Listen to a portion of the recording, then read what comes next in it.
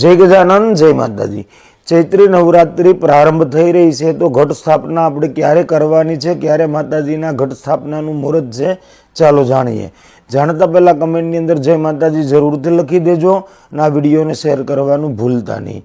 19 માર્ચના દિવસે સવારે 6:22 થી લઈ 7:53 સુધીમાં તમે ઘટ સ્થાપના કરી શકો છો।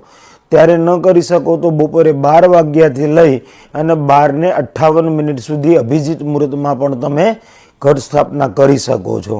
તો આ બે મુહૂર્તની અંદર આપણે આપણા ઘરની અંદર ઘટ સ્થાપના જરૂરથી કરવી જોઈએ।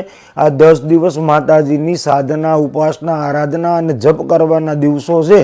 તો આ 10 દિવસ જેટલું બને એટલું આપણે કુળદેવીની નજીક રહી અને માતા ભગવતી કુળદેવીની આપણે ઉપાસના જરૂરથી કરવી જોઈએ। જો તમે વ્રત કરી શકો, ઉપવાસ કરી શકો તો તમારા માટે ઉત્તમ છે।